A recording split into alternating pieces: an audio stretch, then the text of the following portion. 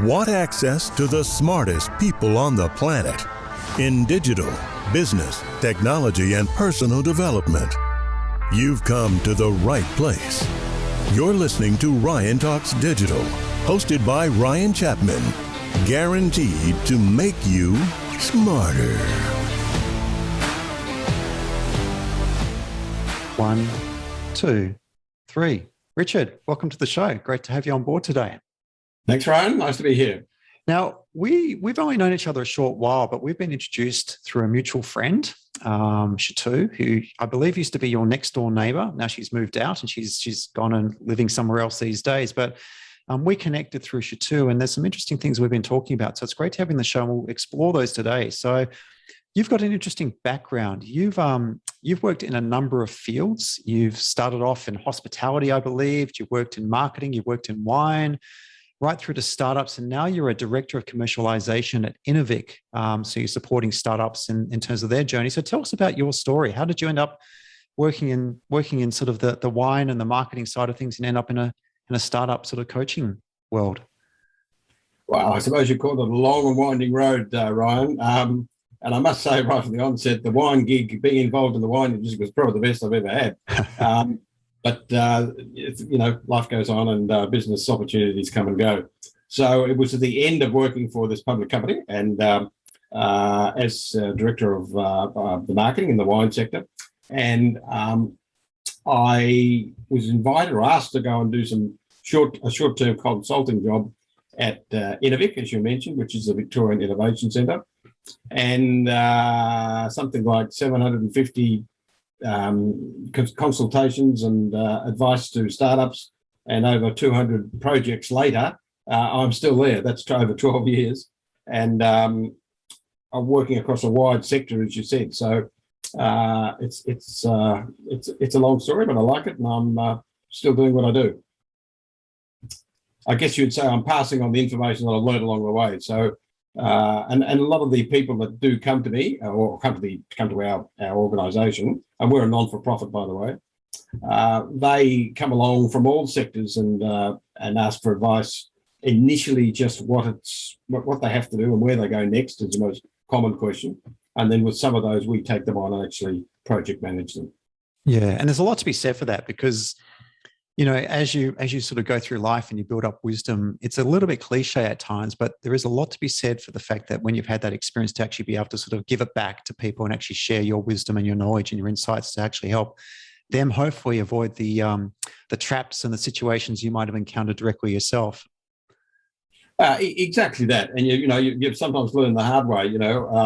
I guess one of the important things is which I've learned, and when I was younger, I suppose I would be a bit gung-ho and rush into things and get all excited about it and think with my heart and not my head, as Bryce Courtney would say. And one of the disciplines you learn is to get things organised and get a plan, and not necessarily a fully fledged business plan I'm talking about here, but just a step-by-step way you're going to do this and make sure you do them in the right order. So that applies to any business for that matter, but startups in particular, because you can go down the wrong road for a start and spend a lot of money and find that perhaps it's not such a good idea in the first place. So you must get things in order. Yeah, for sure. When people think about startups, or at least when I think of them, I think of a group of 20-year-old graduates who have just come out of university, or maybe they've flunked university and they've sort of dropped out to start up something. With a bit of angel investor capital thrown in, and they're out there to sort of test out an unproven idea, and off they go, and it's sort of, it's all beers and drinks at lunchtime, and it's unlimited food and fridges. But that's not actually the reality at times when it comes to startups. So what's the demographic you normally experience when it comes to startups, and what's the sort of variety you see? Well, it is a wide variety, and the younger generation, we call them the young and the restless, when they come to us sometimes, and they have a lot to offer, let me tell you, because they're imaginative and they're right in the tech world usually, and they're confident in themselves, and we like to see them. But they are only a small sector, and it takes money to develop a startup. So these young guys coming out of uni or whatever, or young guys, girls or whatever, they don't often have the capital required to go into a startup. So But we do get a real cross section, and I can, for example, say 5 I can think of as 4 or 5 would be I have had a gastroenterologist that developed a home testing kit for allergies. I have a construction worker who developed a concrete saw cutting accessory. I have a couple of young mums in their 30s that developed an accessory for children's for babies, etc.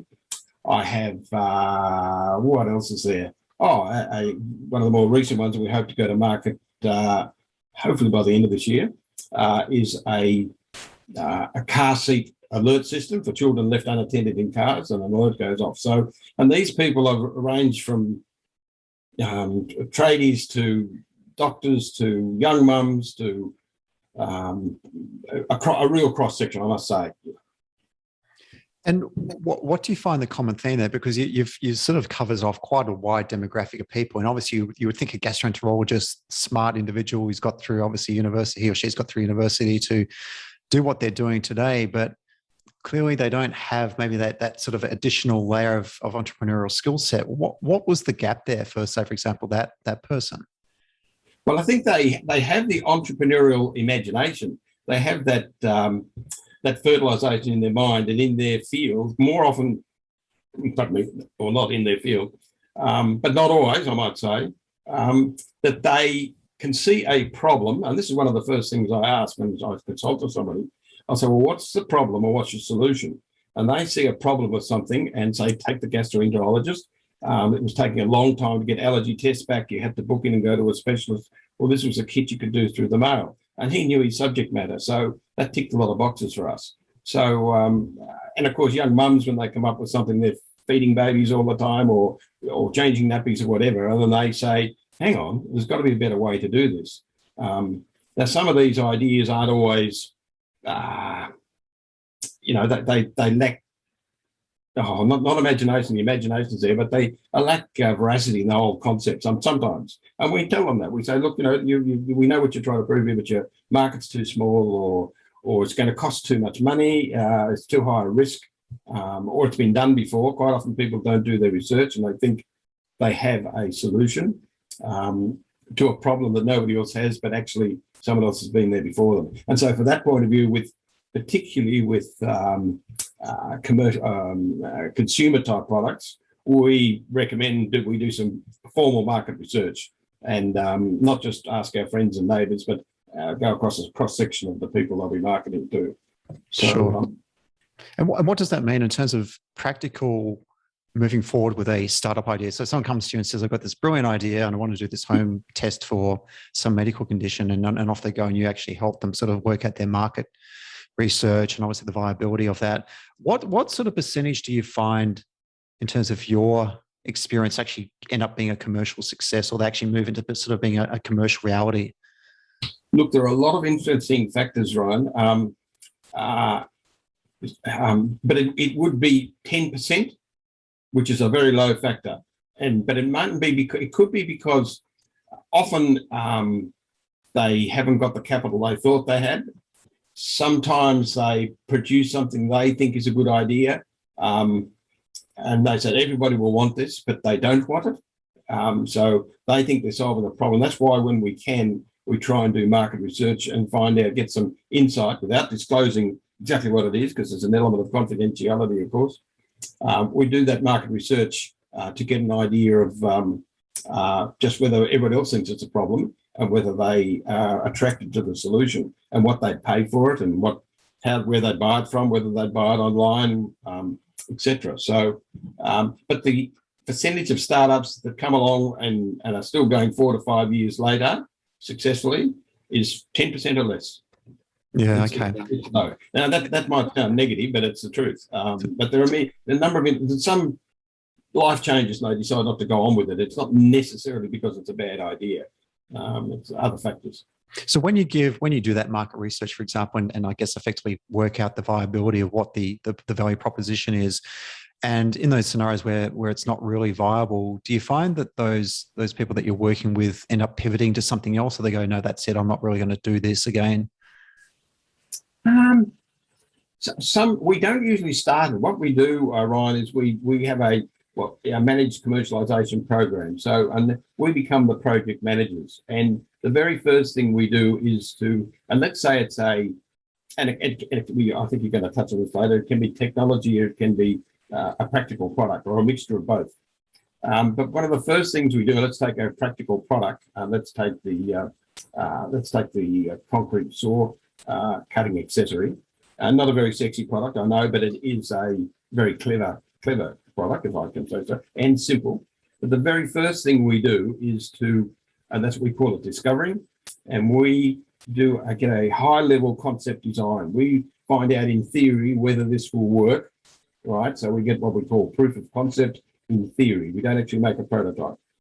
And then we at that point, we know how much it's going to cost to prepare to manufacture and how much we can manufacture it for, and how much capital we'll need. And if market research is done, we'll know what the market's like. In case of a non-consumer product, we don't do market research. It's difficult to do that.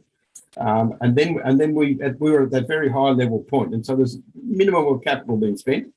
And they can then, and also we get advice on the available intellectual property, if there's any, so whether it's patentable or not.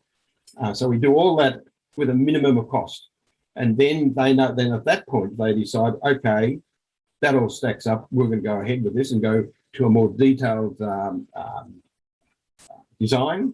And at some stage, file a patent and develop their brand and all the things that come after that.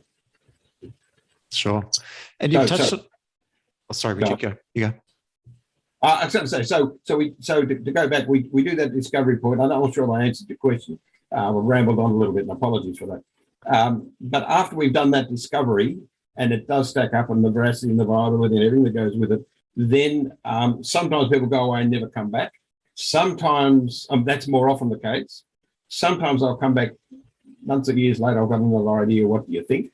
And sometimes they actually come to us with two ideas in the same sector. I'm not sure what they'll go with. They'll start with one, and if that passes that first discovery test, they move on with it. And if it doesn't pass that discovery test, they might say, let's look at this other one.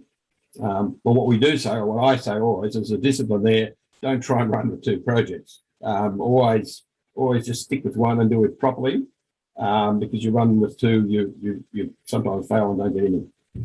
That's interesting. So yeah, it's good insight, because I think in a technology sense, there's a very much a culture focused on design thinking, which is all about obviously testing out ideas as quickly as possible, getting them to market, doing proof of concepts, and testing out the ideas. And if that doesn't work, then you iterate and you do something else. And I think it's probably easier in a sort of tech context, because effectively what you're doing is you're dealing with code, so you can effectively change that code, adjust something on a screen. You can move this over here. Whereas I think when it comes to sort of more perhaps physical goods or consumer goods, that probably is not as maybe as flexible, which I think is probably a big comparison that you could draw between the two.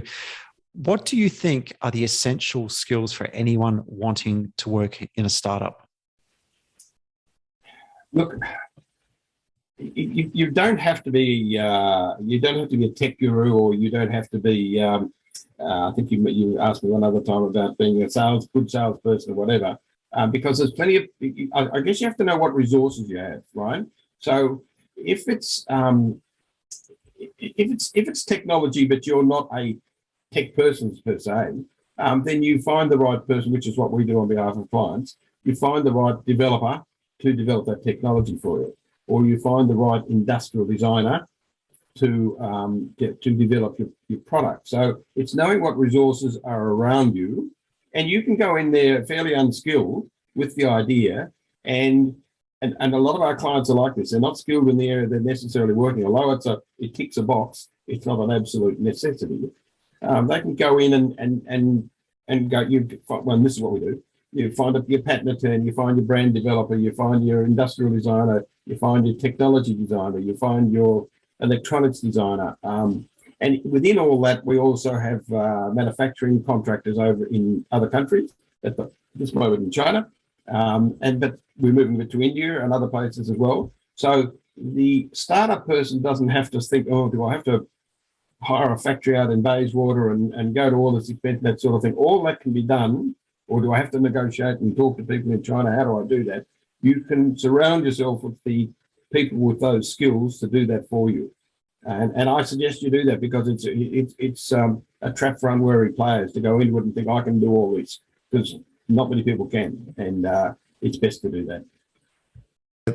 Yeah, that's a very good tip. So I think that the sort of big theme there is focus on what you're good at, and don't be afraid to sort of reach out and lean on people that are actually experts in what they do, because it can make your life a lot easier and you be more efficient in terms of how you succeed. Yeah, look, and then I go back to what I think it's right at the start, Ryan, is getting things in the right order. And I can give you an example of a trap I see again and again and again, is people become emotional about their product. The first thing they're frightened of is someone's going to steal my idea. That's what they think. Who's going to steal my idea? And they haven't even really developed the idea. No one's going to steal an idea that's undeveloped. They'll only steal something that's developed that they can take over and do something with. So to combat that fear they have, they could rush out and file what's called a provisional patent or patent protection, right? Now, the patent attorney is not obliged to say this is a good or a bad idea. His job is to say, yes, well, I believe this would be patentable, and we'll file it for you. And I've got people that have spent up to $100,000 on patent protection over 2 or 3 years, but haven't got what we call, and I mentioned earlier, proof of concept. They don't even know that it works. They haven't got a final design, and they spend all this money protecting something that may never work. So it's the wrong way around. You wait till you've got proof of concept, not just in concept, but practical. And then you've had some advice that it's patentable, but you haven't actually filed. And then at the last minute, when you get ready to start talking to people about it and go to market with it, then that's when you file your provisional patent here in Australia. That's the process. So it's good feedback. So I think there's often a fear, and particularly in tech circles where I work in digital, for example, that if you've got an amazing startup idea and you need to work with, say, for example, software engineers that may not be working for you directly, that there's concerns about sharing the IP, sharing the concept with them, because, you know, as we saw potentially with Facebook, there's always the argument that with the Winklevoss brothers or the twins and Mark Zuckerberg might have ripped off their IP. It's never sort of been proven one way or the other. It's always sort of happened behind closed doors. But there's always that, I guess, that fear within digital, at least, that could always happen. You've got this amazing startup idea that's going to be the next Facebook, and you get some people on board, and before you know it, you sort of rock up to work one day and you see your app out there in the market, and you think, that was my idea. Do you think there's a risk with that here, or you think that basically if you leave the sort of implementation of intellectual property protection later on, that's sufficient? Look, it depends what sector you're in. So with technology, it's a little bit different because securing IP protection in technology, it's a bit trickier and a bit more detailed. It certainly can be done. And I think there was a case, I can't think of the name of it, where an Australian guy was in the US working, and he comes from Queensland and took some technology to Microsoft. And it was when you used to get your software on disks, and he wanted the disk to self-destruct afterwards. And he introduced that to Microsoft, and they ended up stealing it from him. And he took them to court and won the case, and they appealed, and I don't know where it is. But so it does happen. There's no doubt about that. And I'm not saying not to have protection. When you're getting to that early stage, what you use is a non-disclosure agreement, or what's known as a confidentiality agreement. So, and all our people that we work with have one with us. I have one as a director. So you cover yourself that way, but there's no point in investing tens of thousands of dollars in intellectual property protection unless you've got something to protect. So that early stage of discovery, that's when you find out what you've got, and then if you can protect it, and you can take it out earlier if you like. The reason why we delay and put it to the last minute is because to take out in Australia, to take out a provisional patent, and there's 2 criteria, or there's 4, lots of criteria, but the 2 main key things are, 1, it has to be novel on you, never having been done before, and 2, it has to be inventive. It has to be different. It has to be quite creative. So they're the two main things that they look at. But when you do it in Australia, you've got 12 months of protection across 158 countries around the world. And that protection is just the priority date. It is not that you've been granted a patent. It just says if anybody comes along and tries to do it afterwards and copies your design, you're in first and they've got to get out, and you can sue them and do all sorts of things. But that year, that 12 months of provisional patent in Australia, protecting you around the world, or protecting your priority, that 12 months goes very quickly. And at the end of the 12 months, and you've this delay, you're getting quotes from China, it didn't work the first time, and all sorts, you've got COVID comes along, you've got Chinese New Year, things always, Christmas, you name it, there's stops and starts. And at the end of that 12 months, you've got to make a decision whether you want to take another step in the patent protection process, which is called a PCT, a Patent Cooperation Treaty, and that's around about anything from $10,000 to $15,000. So now you're spending more, and you would like to spend that money when you know you have a product, you have whatever you're trying to achieve. And so that's why we sort of leave it to the last minute, because that 12 months rolls over pretty quickly. That's interesting. I didn't realize that if you actually secure even just the steps to get to a patent in Australia, that actually gives you global protection. I thought that was actually just local, but that's great. It's called a provisional patent. Yes, it does. And I'd say it does protect your idea from anybody else stealing. It gives you what's called priority date. Okay. And you're stated that day, you filed it today on the 17th of November. And so anybody that comes in on the 18th or sees it in the meantime, you're in first. So that's right. That protects you across just on 158 different countries. So coming back. Right. So then if you want more time, then you file a provisional patent, which does the same thing again, not provisional, I beg your pardon, a PCT, which does the same sort of thing again without going into detail. And then after that, you then pick off the countries you want to file in and have it granted. So it's quite a long process. And so you need to know what you're doing, and you need to know you've got something that warrants that expense to be protected. Absolutely. And talking about the money side of things, you touched on this a bit earlier. You hear about these sort of romantic stories of people starting a startup and they're living off their credit cards and they're sort of drawing down their mortgages. What, from your experience, is the reality in terms of financing and funding of startups? Not very good. I mean, there's the Shark Tank and things like that. You watch them and they're exciting and good. And there's angel investors and VCs. It has to be good. They want their pound of flesh. I'm not against them. They're there, but they're also good businessmen usually. And so they say so, and they want to know. First of all, they want a large share of the action. So they want a high level of equity usually. They want an exit plan. They say, well, when are we getting our money back? What's your plan to develop this and get out of it? They usually like a 3-year turnaround, and they like a big margin. I mean, they like, if they put in $1 million, they sort of want 5 million back within as many years. So they're pretty fussy, and rightfully so. It's their money. Why shouldn't they be? When people come to me with an idea, I assess. I'm pretty blunt with them. I say, look, if you're going to get kicked out of your house and you're going to, the kids are going to go hungry, forget it. But I said, if you're not going to get a new car or you're going to miss out on a couple of holidays and you can stand the pain and you're willing to take the risk, then give it a go. So because it is high risk, it's very high risk. You can't put it any other way. And I said to them before, out of that, only 10% really get across the line and have a profitable business. And some people come to me and I say, no, I don't know about this so much. It's high risk. And they'll say, well, we'll do it anyway. It's sort of, they're sticking with their heart, not with their head. And in some cases, we'll say, no, look, we can't help you because it might end in tears. Yeah, okay. Yeah. One of the things that I think there's a bit of a misconception of, and we've spoken about this previously, is the idea of a startup.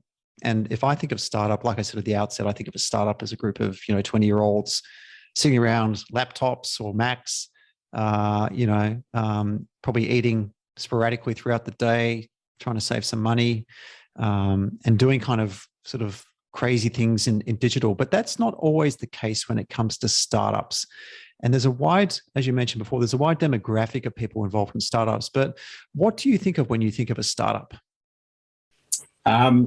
So if it's a new hairdressing salon or a new restaurant or a new toy shop, that's a new business. That's a business startup. That's different. That exists. So when we look at a startup, we look for something that more than likely has intellectual property protection, that is new and novel and hasn't been done before, that they're starting from scratch, and they're solving a problem. So if you're opening up a new hairdressing business, you're not really, in the true sense of the word, apart from getting a haircut, because it's too long, you're not really solving a problem. So that's one of the, I guess, the criteria we use. So startups, it's usually something new, and it's usually providing a solution for a problem that no one else has been able to do. And one of the interesting parts of that, Ryan, is that, and we go back to the market research with some consumer type products, people come along and say, look, I'm solving this problem. And you ask me, are you sure this problem's universal? You sure everybody thinks it's a problem just as bad as you do? And so, and that's one of the things you've got to ascertain and bring people down to earth and say, well, you know, we've done some market research here, and nobody has this problem. The flip side of that is you can sometimes, and this often happens, where you point out to them that, hang on, there is a better way of doing this. You're doing it this way. You think that's the only way. Here is a better solution, a way of doing it. So, and then you've got in your marketing, you've got to educate them. So you've done it this way all the time. You hadn't thought of this new way, but here it is. Here's a better way of doing this, or a better product, or a better solution. Are your clients mainly Australians, or do you deal with global clients as well? They're all within Australia, but we have many interstate clients. When I say many, probably 20% will be interstate. I've got 2 in New South Wales at the moment, right? Just very minute. And only one product we've taken overseas, which was an app we developed and we took to Indonesia. That is still there. It hasn't been a success. So it's my client, and it's a very good example of my client saying this is what they want over there. And he had an ethnic background and knew all about what he was talking about, and he certainly did. And we developed the app. And he probably had the wrong business model, the wrong monetization model. But that was up to him. You know, we can only say, we don't dictate how you should make money out of it. We look at the options and give our advice. And it went there, and it's still there, but it didn't have a very good take-up. So that's an example of, he thought everybody would want this app, and they didn't agree with him, but didn't take it up. One of the things I think that's common across startups, at least in a tech or a digital space, is this sort of long tail that, companies are invested in very heavily up front by, angel investors or other forms of investment. And there's, 5-10 years before they're even making a single profit. So you have many years, many lean years where there's no profit. What's your view on that? Do you sort of think there's a threshold where you have to go, after 3 years, you need to be generating a profit, otherwise this isn't going to work? It's a hard one, Ryan. I don't think there's a real rule of thumb, and it depends what sector it is. And if you switch across into the technology sector, there are some high-level tech to some high-level technology out there. And when you look at the numbers, they take years and years to make a profit, and they've got someone's backing. They have very deep product, they're very deep pockets, and then you get the likes of not Spotify, or it might be Spotify, or is it Netflix? I think, and the developer Netflix. It took them 8 to 10 years to become successful in that, and started off in DVD hires, and they actually nearly went broke trying to hire out DVDs and starting up video stores, and then pivoted and went the other way. And of course, we know all about Netflix now. Have I answered your question? I wouldn't be good on a TV interview because I'd forget the question straight away. Lee Sales would have me for breakfast. I think what you're intimating is there's no sort of hard and fast rules around this, because it is all kind of contextual to the actual the business itself. So if you're on a unicorn of a business, then waiting for 10 years, if the product's that good, is going to be perhaps par for the course. Whereas if you're talking about someone that's maybe got a test kit, like some sort of dietary test kit or something like that, you would expect within a couple of years it should be generating a profit. Otherwise, this isn't really going to take off. Yeah, so sometimes they get rungs on the board, and that's what a venture capital's like. So when you hear the success tech stories, and the same with products and services for that matter, they have done a lot of groundwork first before they've got a story. They've got, I'll use that word again, proof of concept, that it works, and they get some seed capital to get going. They might get a couple of $1 million to take it to the next stage, and that they tick that box, and they go a second round and a third round, and it takes quite a while to get there. If it's a private enterprise where it doesn't have that leverage, if you like, where it's not going to be a squillion dollar business like Uber or Netflix or Airbnb or some of those other success stories, or Amazon for that matter, then, and they're funding it themselves, and they need to be realistic and say, okay, I need to get some money back and start making a profit within 3 to 5 years, probably. And anything sooner than that, they're dreaming to a point. They're over optimistic. And if you think of any business, if you go into any business, you start up I'll use this as an example. You start up a cafe, and there's one in every corner in Melbourne, just about for a coffee shop. By the time you outlay your tables and your chairs and your lease responsibilities and capital to work with and staff and budget, you might be spending $200,000 or $300,000, and you don't get that back in the first year. You amortize it over 2, 3, 4, 5 years, and that's a realistic approach. And that's the same with any business. So it's not just startups. So no expectations around instant successes overnight. No, no. I mean, I'd like, and I'm not trying to be negative here. I'm just being realistic. I mean, you hear of them, but for everyone you hear of, there are 99 that they've had to go the long haul, and some of them are made with failures along the way, like I gave Netflix, for example, and others have the odd one hits the big time straight very quickly, and you hear about it, but most of them it's a fairly long haul. And to get those rungs on the board, and then you can start going to venture capitalists and say, or investors, and say, look, this is what we're doing. This is look what our numbers are. We've ticked all the boxes. Everything's right. What we need now is some capital to pour into it to get out there and tell everybody about it and really develop it and market it. And that's when they become interested. They say, okay, yeah, I see what you're doing. You've spoken a little bit about proof of concepts, and there's also the concept of prototyping. What do you see the difference between proof of concepts versus prototyping? Okay, so proof of concept we do right at the start during discovery on a call it conceptual basis. So we get let's talk about a product again, and let's say it's a widget of some description. Let's use an example. Let's use the car seat, Innovic, the car seat. And when I talk about clients on here, all of them have got, I'm not divulging any confidentiality because they've all got patent protection, so otherwise I wouldn't be talking about it. This is the warning device or an alert device for a child left alone in a car seat. So there's your problem. And it comes up every year. It's a worldwide problem. We did our research. No one's come up with a solution. We've researched that. Does it already exist? No, it doesn't. So we worked on that. So the very first thing we did was that we developed the concept in theory and got proof of concept in theory and said, well, look, we use this and use that. And we use some very sophisticated sensor equipment. And you on paper, it works, right? So that's proof of concept in theory. Then the next step, so you haven't actually done a prototype. The next step is to do more specific drawings and specifications, and then build the prototype to see if it works. And sometimes we do that in 2 stages. We do what we call a test rig. So it's not all flash and smooth and nice that will go to the public.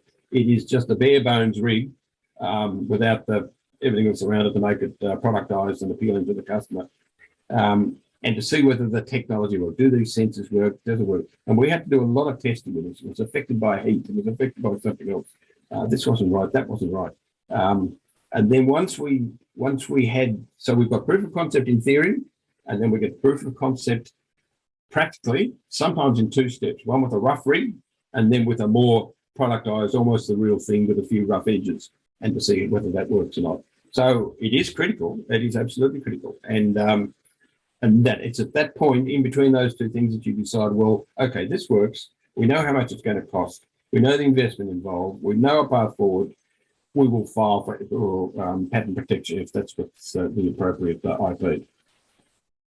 And where does the prototype come into that? So it comes in around about halfway through a project. So whenever you're ready, I mean, you do the first stage and you do the concept, and this is how we're going to do it. So if you think of an architect and you're going to build a house, and you go to the architect and you say, this is sort of what I want, and he comes up with sketches and plans and what it looks like and why he's got it facing north and where the sun will come in and where it won't. And you look at that, and that's the concept, right? Yeah, we like that, Ryan. Go ahead, we want to build that. Then he does the specifications and drawings, right? And they start to build the house, what size windows and exact specs. Well, in the case of prototyping, after we've got that design of what it's going to be like and what it's going to cost, then we build a prototype. So it's around about halfway through, but it differs. It differs. And we build a prototype to make quite sure it works. Okay, and that's that was going to be my next question. Is if you compare a proof of concept versus a prototype, what's the benefit of doing a prototype? Well, the prototype is the proof of concept. So I might have confused you there. That'd be my way of putting it. So we do proof of concept in theory to see whether it's worthwhile going ahead. We haven't built one. We call it a prototype, but proof of concept is what we call it. It's not a practical prototype. And then we say, okay, well, this should work, right? We've got the plans for the space rocket. Now let's build one and see if it takes off and what happens when we hit the button. And so that's when you do that prototype. And then when that ticks, then you get that working, then you start to head towards production and manufacturing and developing a brand and everything that goes with it. Got it. So, and I'm a big fan of prototypes in the work that I do in terms of digital, because it gives you, from a testing perspective, it gives you an advantage to be able to take that prototype, which I think is similar to what you're talking about here, and be able to sort of really validate if it's going to fly. If particularly in a digital context, are customers, are users going to actually use this in a way that we had intended it? And sometimes they might use it in a different way, and it's still advantageous to still release it. But it helps us get early line of sight over how effective this is going to be in terms of delivering value for customers. And one of the challenges we have is that we need to test it well in advance. So we need to take it to a group of people that we think would be approximate kind of users for this idea that we've got, get it out there and actually test it with them and see what they say about it. And it's often challenging for us to try and find people that are relevant for this specific prototype, but we can do it. And it's challenging, I guess, in a COVID-19 environment, because previously you get face-to-face with people, you could show them the experience, you could gauge their reaction, their physical and their sort of verbal reaction to things as well, which is a little bit nuanced when you try and do this through virtual experience instead. So there's some of the pitfalls we face into when we do prototypes from a digital perspective. What are some of the pitfalls that you've experienced when it comes to prototypes? So just coming back to what you just said then, so with your prototyping, that's when you're at the wireframe stage, or if it's an app or something like that, or correct. Yeah, it's literally taking effectively like a mock-up of an app and showing it to customers. And you test the UX and get that part right before you start getting right into the deep end and do it. Absolutely. So I understand that. So it's similar. Right? An example of probably the biggest pitfall in prototyping is people think, well, I'm going to prototype this, it's going to work, and away we go. Well, that's exactly what a prototype is. You prototype and you say, well, it didn't quite work that way. We need to change this, we need to change that, and we need to do another prototype. And so, and just like you gave the example, then you go out and you have it tested by users and see whether they like it. And you might find them using it a different way, pardon me.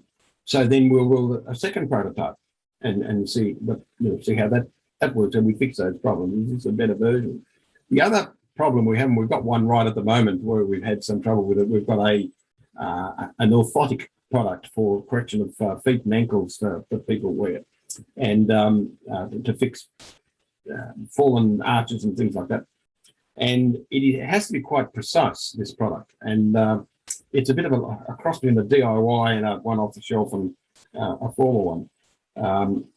And we're having this done in China. And the problem has been that it has to be quite exact. So one of the pitfalls is you think they'll send the first prototype to you and it'll be right, but they send it to us and we get photos first. And no, it's not right. And so we go back to them and they have to change it. And then they send another photo and we say, no, that wasn't right either. And we did this 3 times. And then on the 4th, we said, yes, you've got it right. And when I say we, I'm overseeing this. This is the industrial designer really and the client. Then they send it. Then they send the physical product out to us, and we call that an off-tool sample. So it's off the tool, and known as OT. an OT sample. So they send that to us, and then the designer says, yes, you've got it right, that's okay. Then they go into full production. So the pitfalls are that sometimes they think, and this all costs money. Every time you do another one of these, it costs you more money. So if you're allowed a budget of $1,000, just to pick a number for a prototype, and you've got to do it 4 to 5 times, it might cost you $5,000. And that's a time delay. Then you've got you've got shipping. So that can take, instead of taking a month, it might take 3 months. And that's where your time slips away that I spoke of earlier. You spoke a bit before about manufacturing models, so manufacturing in China, and there seems to be a shift, you were saying, in terms of manufacturing in India. Given what we've seen with COVID-19 and obviously massive disruptions in terms of overseas manufacturing and supply chains into Australia, have you seen any sort of movement in terms of the work that you do towards perhaps manufacturing locally? Absolutely. So we had a meeting about this morning, Ryan. There is a slowdown globally of supply chains and all sorts of things, chips for cars and electronics, and you name it. And China in particular has had its problems with power shortages and a bit of a dislike for Australia right at the moment without getting political. We're not the most popular people on the street there. So we are looking at different markets, and we are certainly doing that, both in India, etc. There is a shift back to Australia. A lot of clients come to us and say, I don't care if it does cost extra. I want to do it. I want it to be Australian made. But of course, in Australia, as that's happened, there are certain sectors in the industrial sector, if you like, that are really busy. And so the client says, no, well, it'll take too long over there. They're becoming a bit more competitive in Australia. Let's get it done in Australia. We're looking for aluminium extrusion at the moment. And we went to somebody that we use on and off, and they said, we can't do it for 12 months. So they are getting really busy. And there is a shift back. So to answer your question, there is a shift back to Australia. The thing is, in Australia, it's about a third the cost. If it costs you $100,000 in Australia, then it'll cost you about $30,000 offshore. And that's a fact. So sometimes there's little choice. If you're going to be practical and you want to do it with fireball, you've got to go offshore.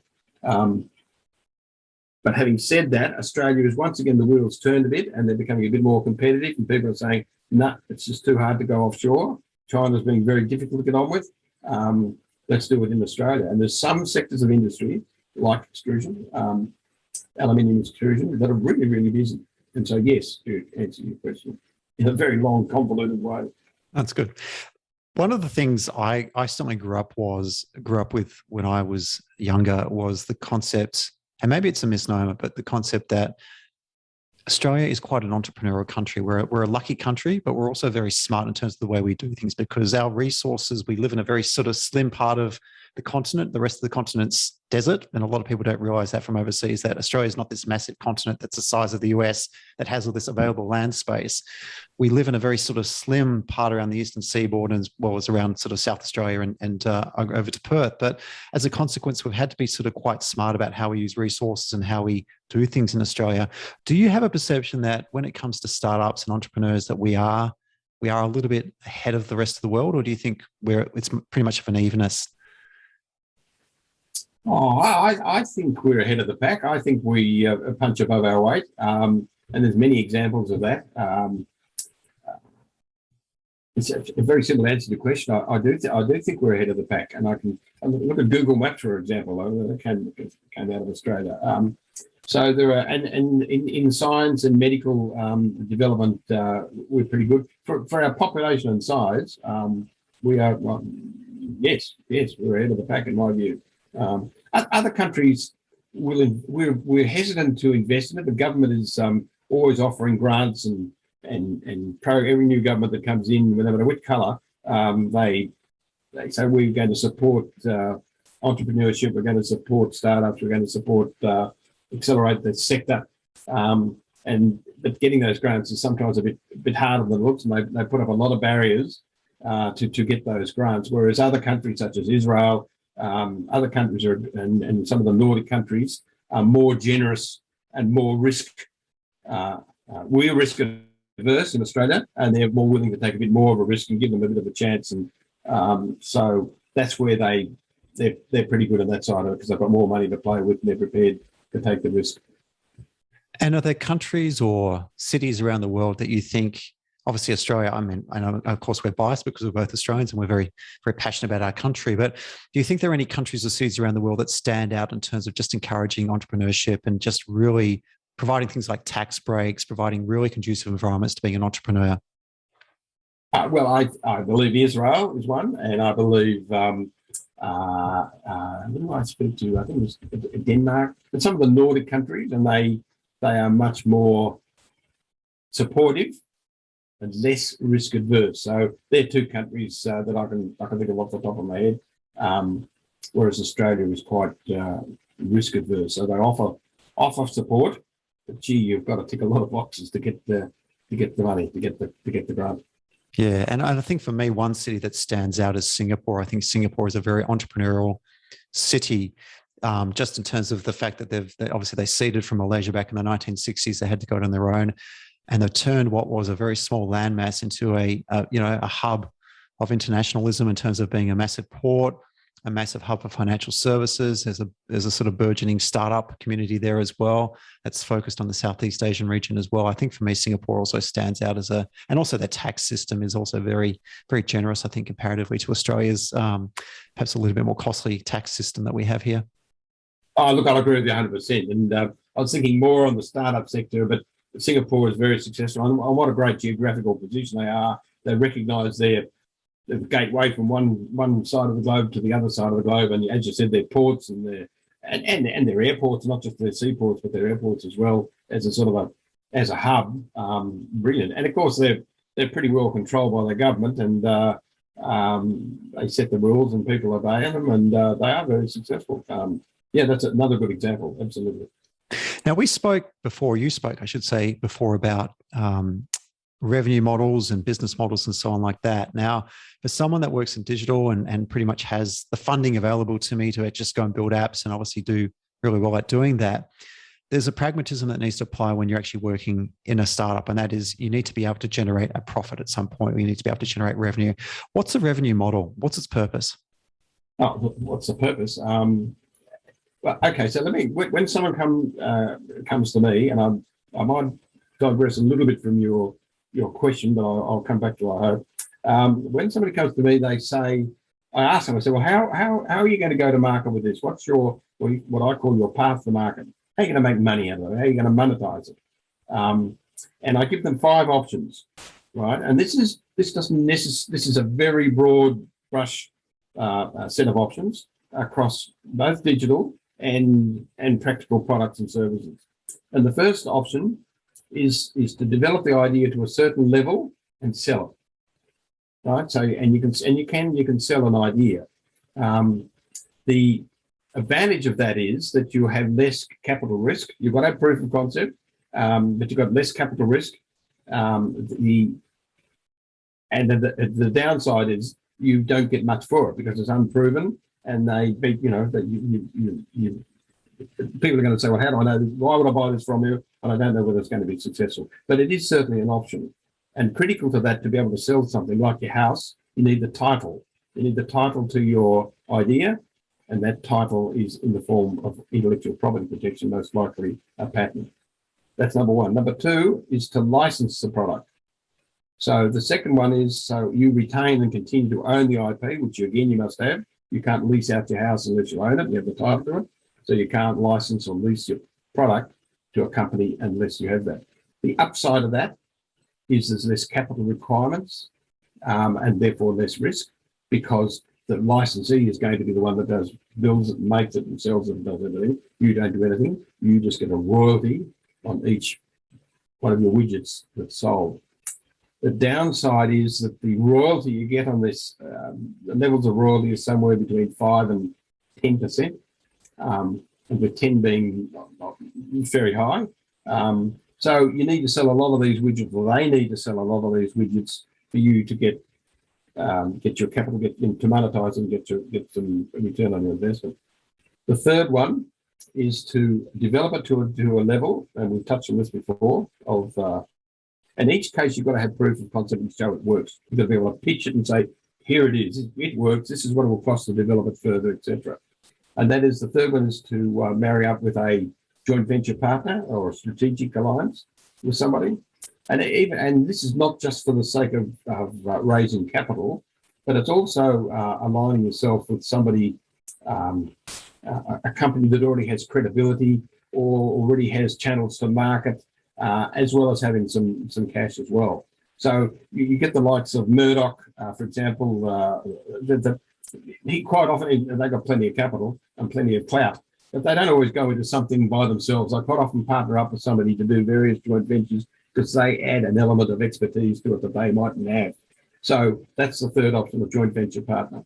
The fourth option is to develop it, manufacture it, and then appoint a distributor. So and then each one of these, you spend more and more money and take more and more risk, but each one of these you monetize it to a higher level. So you make your widgets. Let's say the car seat, the child car seat provides. He's made them all, and this is not actually his model, but it's an example. He's made them all. He's got them there, and he's appointed a distributor to go out to Baby Buntings or ROCV or anybody that'd be likely to sell this product. Car dealerships, even for that matter, anybody that sells baby seats. So that's number 4. Develop it and appoint a distributor. And number 5 is when you do the whole business yourself. So you develop it, you manufacture it, and then you become the sales channel yourself, and you manage the whole business and set it up. So they're the five options. So that monetization differs from a digital product, and as to a more practical product, which I've sort of talked more about today, because that's along the lines of what probably most things we deal with. It's good. That was a long answer. No, that's good. No, I think you've covered. About asking me questions. What's he going to say next? No, it's good. It's exactly what we need to hear. When it comes to starting a business or starting a startup, should someone who's starting a startup have a sort of an end of life mindset? So, for example, should they be thinking, in 5 years' time, I want to sell this? Because I see a lot of startup founders, at least in the digital space, they seem to sort of want to do these things, but then they have a high expectation that in 3 years they want to sell this to someone like an Amazon or a Facebook, for example, to get their money and get out of it, and so turn around a quick profit. Do you think that's a similar mindset that should apply for your non-digital startups as well? Or do you think that people should be sort of seeing this through? And I'll give you an example. So there's a guy who's part of the family that started a company in Australia called Rode Microphones, and they're actually the manufacturer of this boom arm that I use here as well.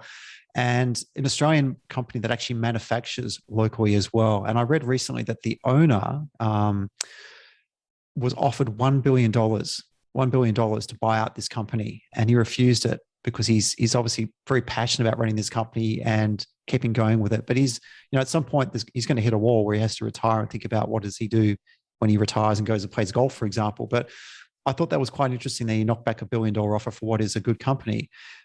Do you think that's a mindset that anyone that's starting a business should have around? They should be thinking about the end of life. I do. I do think so, particularly around technology, which is more your area of expertise, because technology has a shorter lifespan. There's something new and better and coming out all the time. To me, and if you go to venture capitalists or people that are going to support something like that, that's, I think I said earlier, that's one of the first things. What's your exit plan? When are you going to cash in on this? How far do we have to go, and what do you expect that to be?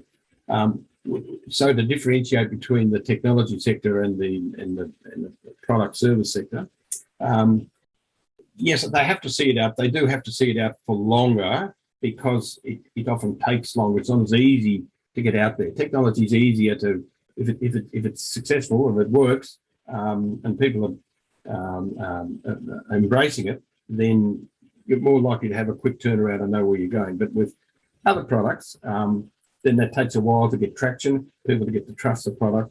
But at the same time, and then with a bit of luck, you hope I'll go back to the car seat alert device for children. A car seat manufacturer of children's car seats, I should say, may come along and say, well, or we may go to them on the client's behalf and say, look, we've got rungs on the board here. This is selling this rate. It's growing exponentially. We need to do some more development. We want another model of it. Are you interested? And for a company, a corporation that's in that space, they hit the ground running. They're always looking for new ideas. They always want to be ahead of their competitors. They don't have to sit down and do their R&D and spend a year to 2 years doing it all. It's sitting there. This is happening. Do we take it over and buy it? And you have this in all forms of business, whether you start out a lot, where you have buyouts and one company picks up and takes up another, and you've just seen it with Afterpay. That's not a bad example. Of how to make a dollar. And I read an interesting article on Afterpay that was in the paper over the weekend about a young lady stockbroker and how she was trying to, and they just started up their own little consultancy business, and she was trying to talk her partners, I think it was, into going into this Afterpay stock. I think it was about $8 or something at the time, and they wouldn't have a bar of it. It's risky. It's not doing that, not doing this. And she said, yes, but here are here's the fundamentals. And of course, we all know the end of that story. Went up by 15 times from there. It's a pretty good end. It's an opportunity that's been missed. One of the things I think about a lot is the success stories that happen. And obviously with any sort of startup community, with any sort of entrepreneurial pursuit, there are always going to be success stories and always going to be failures. If you're allowed to, can you give us some examples of startups you've been involved in? You spoke before about, obviously, the gastroenterologist and the concrete saw, etc. What other examples have you got?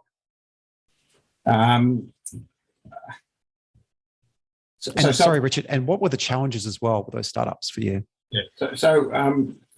I guess the challenges are. I'll go back to some of the mistakes that I made. And again, I don't want to seem negative, and I do want to answer your question. Some of the mistakes I made, they developed their product, and they're all ready to go, and they haven't got any money left to market it. And what's nobody knows it exists. So you've got to have that budget there to be able to then go to market and have a launch strategy and a marketing strategy, not just for the first month or 2 months, but for at least a year, and be able to fund that. So that's an important thing. Some of the success stories are usually based around something that's quite in our industry, or in our sector, I suppose, is more that's simpler. It's a simpler product, and it's the penny drops for people straight away. Oh, okay, this is different. Why would I buy this? Okay, why would I pay this for it? Yes, it would. It helps me solve this particular problem, or it solves a problem I didn't realise I had. So the success stories we have, and remember I said it's 10% and possibly below, are around the simplicity of it and having done it in the right order to get things into the market at the right price that the consumer wants and will buy and pay for.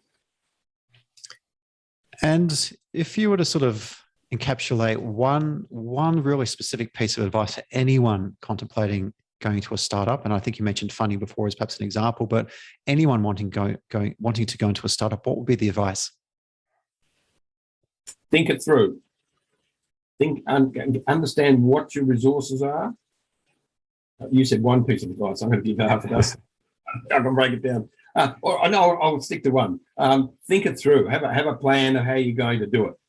And don't think you've got to do it all yourself. You can get experts to do it, but find out who those experts are, not by name, but just what sectors you need that advice in. So to have a plan and know where you're going. Absolutely. 2022 is looming for you. What's on the radar for you in 2022? What are you up to? What am I doing? Yeah. I'm thinking of doing a course, which you might be surprised to hear. A lot of people ask us, just want to get the fundamentals of startups and how you go about it. And I think I said right at the very beginning, the most common problem I hear that people come and say, we just don't know what to do next. We don't know where to start. We don't know what to do. And so I go back to that, having a plan, having a roadmap. So we're going to do this first, and then we're going to do that first, then we're going to do something else, and we'll go along the way. And if we strike a brick wall along the way, well, okay, we might have to stop and not go any further, but we haven't thrown our life savings at it, or we haven't lost our home to do it. We've had some control over it. So what am I doing? I'm going to continue on doing what I'm doing. apart from perhaps my course, I didn't put it together. And you're loving what you're doing? Big one. Do you love what you do, obviously? I do, because it's across, I would have right at this very minute something like 12 different projects, I suppose, and some are about to go to market and some are just starting. So, and they're all different. They're all different. Oh, there's a couple in the children's accessory sector that are the same. So there's a couple of fundamentals the same. We've been there before. So I do like what I'm doing, and you get involved with the client. And when I'm hands-on, so I don't sort of write a set of instructions and hand it out to the client and say, here you are, tell me how you get on. It's hands-on project management that we, this morning I was over at Industrial Designers with the client, looking at his particular bushfire protection product. And then another one, and sometimes it's developing the brand. And we get very much involved with brand and naming and websites and e-commerce and that sort of thing. So, and that's the glamorous part. That's the good part. So yes, I do, and I do take a long time to give an answer, I know. I do love what I'm doing. I do like it a lot. It's good. I like the people. It's good. So, Richard, where can people reach you? You want they can reach me in Innovic, at the Victorian Innovation Centre, Innovic in Melbourne. We're our website. We're just doing a new website, by the way. We're upgrading it. But we're online, the W's and innovic.com.au. And you're also on LinkedIn as well if people want to connect with you there. Say that again? And you're on LinkedIn as well if people want to connect with you on LinkedIn. That's right. Yep. Yes. And we'll provide the links at the end of this show today as well. Richard Milne, thank you very much for your time. It's been very informative. You obviously know a lot, and we'll maybe get you back on the show at some point in the future to tell us more. It's been my pleasure, Ryan. Thank you for the chance. Thanks again. Bye.